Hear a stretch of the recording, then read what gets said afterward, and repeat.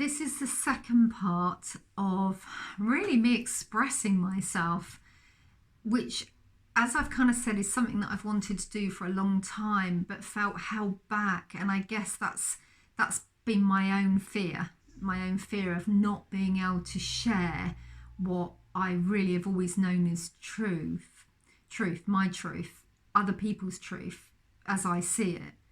And my intention has always been to, like, help other people. That's when I say help other people, not because I truly believe that anyone really needs help, but we all need to support each other. We all need to unite. We all need to love each other.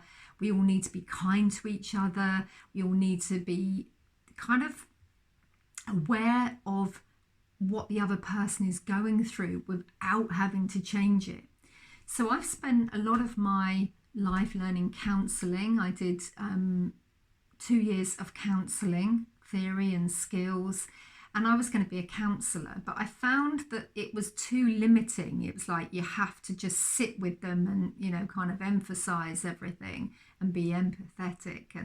And whilst that's wonderful, it was like, yeah, but I can see, what it is that they want to move towards, but you have to just sit with it. And there's nothing wrong with that. And it's an amazing place to be, okay, when you're at that stage of exploring yourself and being able to open up. So it's so important. And then I moved on to something called NLP, and it's a kind of a specialized form of counseling, really. So there's a lot about that, but it was the helping people. So I helped so many people overcome phobias and fears, and give them more self-confidence in themselves, because throughout all these things, that's what I noticed, is that we were afraid to express ourselves. We were afraid to say what's on our mind. And I say, I put my hands up, I've been guilty of that for many, many years. It's taken me all these years to actually find that I can talk about these things now. So I also did life coaching, and life coaching is very much about teaching people to, set goals and achieve those goals. And again, self-empowerment and that sort of thing. And then I moved into energy healing and doing what I call intuitive readings, energy readings. And that's basically, when I got into that, I remember thinking, I don't really want to tell people what their future is, because I know that they are creators of their own reality. But what I found is that some people need to become aware of the fact that they can actually do that. So that was always my purpose, is helping people, enabling them to know that they are responsible for their lives, that they are the change that they're seeking, and that the answers do, reside within them, within you, ourselves. And so that's what I've been doing for many years. But always in the background is this hum, this massive hum about awakening, about that we're all going to one day wake up in another world where it's going to be that place that we want to be living, where we're sharing and caring. And my mind would come in and say, yeah, but how's that going to be possible? Is it ever going to be is it ever going to happen in my lifetime? And there's probably not many days that have gone by throughout my life when I haven't had that as a vision or a focus in some way. I see insights, I get things, and then it's like, I'm just holding that heart energy space because I see it. That's the world that I want to see. That's the world that I want to live in. And then over the years, I've seen many people with such good intentions, but they're still shut. Their eyes are closed. They're what I call not awake. They're sort of like, they're not taking responsibility for themselves. They're projecting their downfall or their demise and saying it's because of this, or it's, somebody else's, did that to me. So, and I've spent my working life, the last 14 years, from a full-time capacity as an energy intuitive, saying to people, look for the positive in the negative. And I feel that's my small way, my contribution to humanity, I guess, is that I'm here to be able to help people to be able to bring it back to yourself. It's not about blaming anyone else. And particularly with what is happening at the moment, we've had this COVID, we've had lockdown. There are many countries that are now got uprising. People are saying, it's that there was the George Floyd who in America who's recently, was killed. Now, there's so many things that I want to say here, but one of the main things is there's a lot of fake news, a lot of it. There's also fake news because it's detrimental against this freedom, this breakthrough, this self-realisation that I'm talking about. Now, I'm not here today to name anyone about who's doing what, because otherwise I'm just projecting out what I'm actually, what I teach. But what I would say is the key thing is, does something agree with you? Because this is a time of waking up and trusting your own intuition, your own awareness. It's an innate ability within each and every person. We were all born with it. Some of us have switched it off. Some of us, it's never awakened yet. So, and for some of us, it's just a hum that's been going on in the background, and it's like, oh, I don't know if I can trust that. So it's about trusting ourselves now, not what you're seeing outside. If you feel called to take action on something, it's because you're passionate about it, not from a negative place, not from an angry place, not from a confused state of mind. It's not because somebody's said something to you or got at you. It's you look at it from a very rational perspective, I suppose, and say, does this feel right for me? Is there truth in what I'm reading? Is there truth in what I'm hearing? And if the answer is yes, then what do I want to do about that? How do I want to express that? Sometimes it might just be talking to someone because the counsellor, you need to get it off your chest. You need to be able to express what perhaps you've bottled up for years. And I know when I woke up, and I say I woke up, I mean, it's been in stages, as it is for all of us. We wake up to different things at different times. And when we're ready to accept it, when we're ready to take responsibility for it. But I remember, oh God, what was the film? I can't even think what it was. There was a film many years ago, and I sat and I watched it with a group of people. And I remember watching this film and getting really upset, really, like I could feel my emotions, like I wanted to cry, I wanted to shout, I was angry, and all these things. And then I sat with that, and I do what I do with myself all the time and with others. I suddenly sat with that and I allowed those emotions to move through me. I didn't deny them. I didn't suddenly get up and I've now got a pickaxe and I'm going to go and kill those people because they did this and all that stuff. It was something to do with, interestingly enough, about the money system, the financial system, whatever it was I was watching. And I was like, these people have robbed us. They've lied to us. They've cheated. They've, these people like the bankers know, they've taken all this money off people. They're like in this pyramid at the top. If it's good for me, then I'm going to give whatever little is left. So as you can imagine, if you go down society, at the end, there's nothing for some people. There's nothing left. That's why the poverty's there. And that's why the hunger's there. And that's why, there's the manipulation and the control over countries and nations, because of these things. And I remember feeling so angry about it because I knew it was going on. And I think when you get angry about something, it's confirmation. It confirms what you've locked down, what's been suppressed, what you kind of know is true, but now you've got proof of it. And that's why people want to march and protest at the moment, because they're waking up. We're all waking up to the fact that, hang on a minute, someone has done this to us. But, what I'm saying is we can move it through ourselves, that emotion. We don't have to physically go and hang people like we did back then just because they've done something. What we can do is we can take responsibility and we can look at it in another way. We could say that I've got to express this through myself, and there are, you know, many techniques to do that. I'm not going to talk about them here, but they are easy things that you can do to literally release that anger and release that trauma, because, you know, many of us have been traumatized by the experience that we've had in life.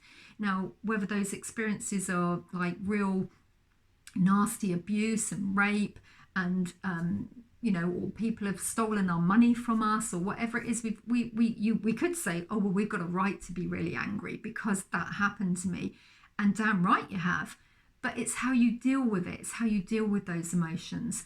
So we're moving into a time of moving away from fear and anger and war and distrust and disharmony and, you know, that separation, to a place of unity, of love, of peace, and this world being the place that we really want it to be, not a place of separation and disillusionment, and, as I said, fear and all those things. Majority of us want to have peace and love and all of those things that we're talking about. But we are a far cry from it yet, but we are waking up to it. We're beginning to recognize that the old systems aren't working. The financial systems, the economic systems, the political systems. There are so many systems that have got to change. Now, part of this COVID experience is not so part of it. The fact that it's happening is brilliant. It's an opportunity to reset. Now, you may have heard that from other people, but I 100% believe it is. As I was explaining earlier in the previous video, I was seeing this positive energy coming out of something that some people say, oh, it's so negative, you know, we're being controlled. We were already being controlled. This is the wake-up call. This is the good. Shut it all down. You know, some of the things that have been happening behind the scenes, some of the people, the big players in this world that are creating massive change, but you can't see it, are things like the slave trade is being abolished. It is being taken down. The sex trade, the slavery, the children, there's the money systems are being changed. And there's so many other things, the political systems, the court and politic systems, they're all being changed. They are, bit by bit. There are so many good people doing so many things. But it's like it all being thrown up in the air at the moment. It's like we're used to this status quo. Now, we don't like the status quo. We've questioned it. We've stayed under the radar. We've been good people. We've gone along with the system. We've, you know, put up with it. We may not like it, but we've done the job until we retire or we get made redundant and get the watch, you know, at the end of the day. We've all done that, but enough is enough. It's not going to continue anymore. These systems are breaking down. What we want to replace it with now, and this is the focus, is humanitarian programs. We want to see the world the way we really want it to be. So first of all, we've got to start imagining it. How do you want it to be? Well, as I said, I've spent every day of my life imagining peace in this world, of a place where people respect each other, where people allow each other to express themselves without thinking it's because of them, that they've got to judge them and they've got to push them away and that they've got to protect themselves. We don't need protection from anyone. It's all about us, ourselves. We are the one that's attracting that to us. And it's like the whole system at the moment, we've all been brainwashed to believe that someone is out to get us.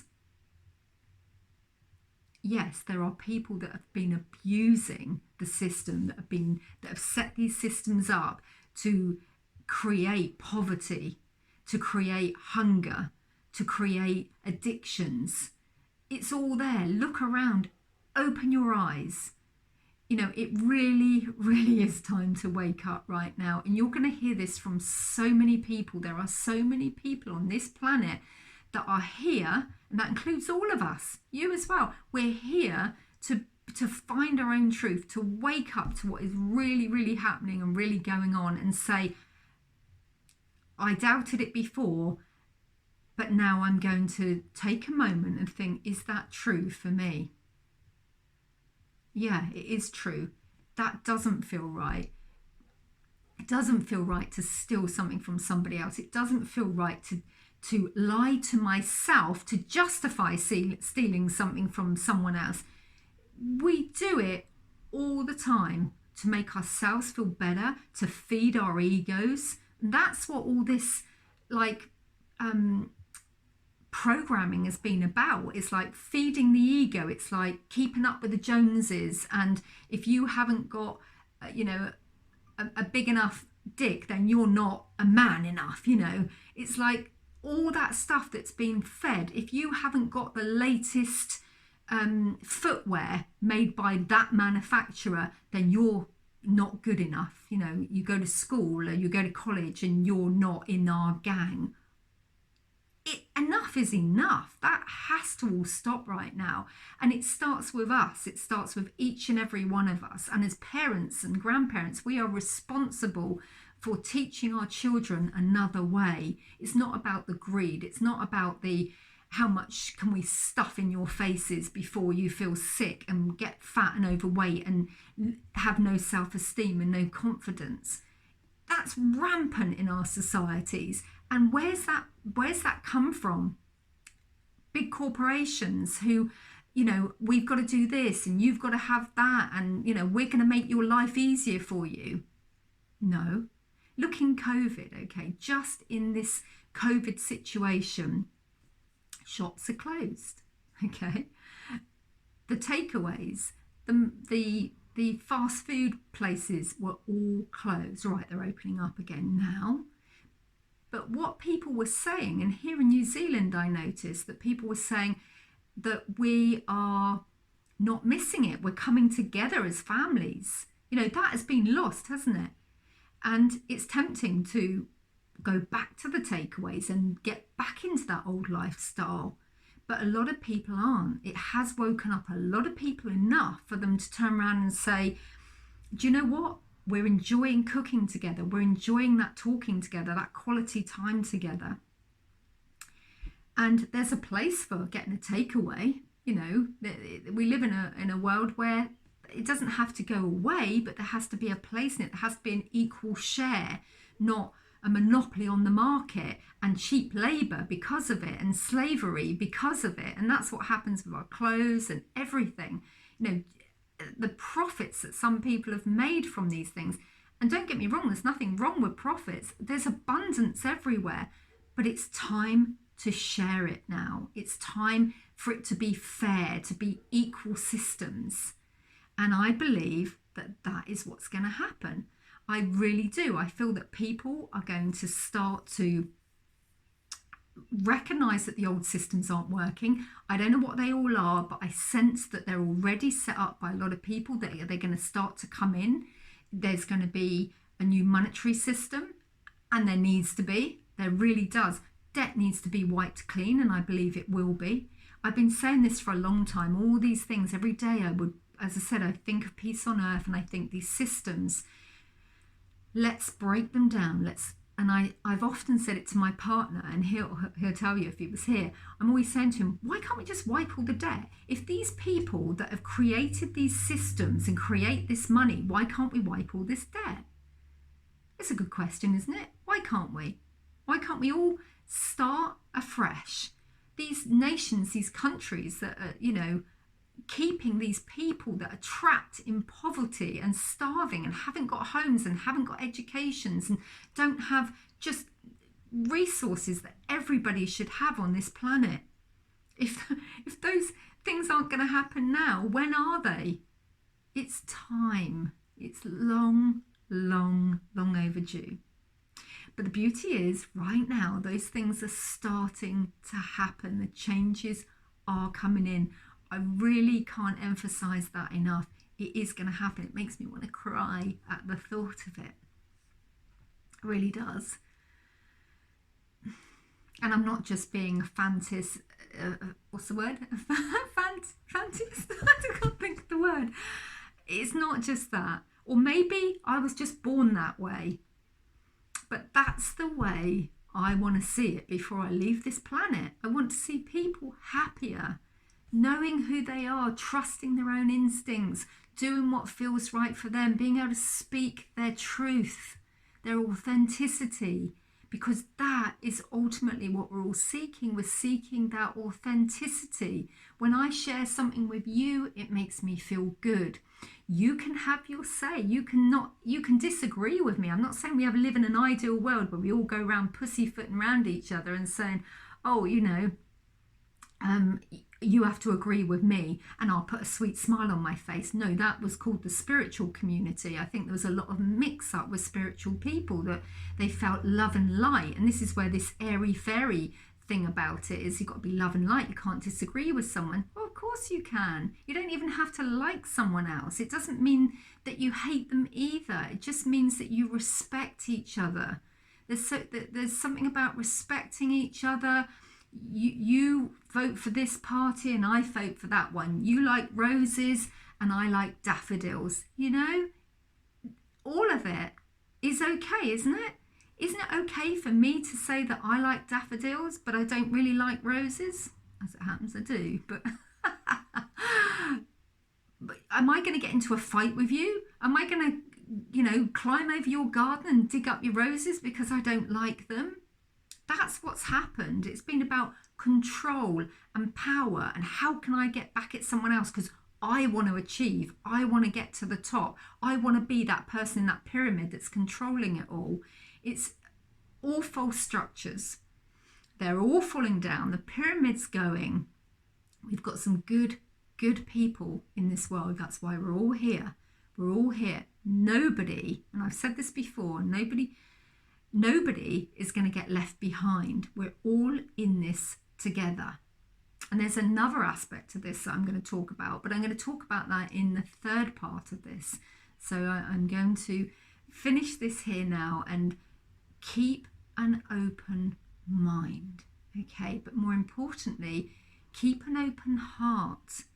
Be willing to listen to someone else's point of view. It doesn't mean they're trying to take you down. It doesn't mean that you have to agree with them. It doesn't mean that you can't express your truth or speak from your heart because you're worried that you're going to get locked up for it, or somebody's going to think you're mad for it. I mean, all that programming that we've been it makes you mind-boggling. One step at a time. One step at a time. Just be open-minded enough and open-hearted enough to start looking around, start seeing what other people are doing, see that people are waking up, and that it doesn't have to be about war and hatred. What's happened in the past has happened. We can't change it. We can't change the wars. We can't change the destruction. We can't change the evilness that has gone on in this world, whether it was to you individually or to the masses, whether it was to the slave trade or whatever it was. We can't change what has happened. But what we can do is learn from that. We can grow from that, and we can say we're going to change it right now in this very instant. We're not going to buy into it anymore. We're not going to fight it anymore. We're going to let go. We're going to surrender. We're going to accept that these things have happened. And then we're going to say, and from a new place, we're going to rebuild. We're going to rebuild this world, this community.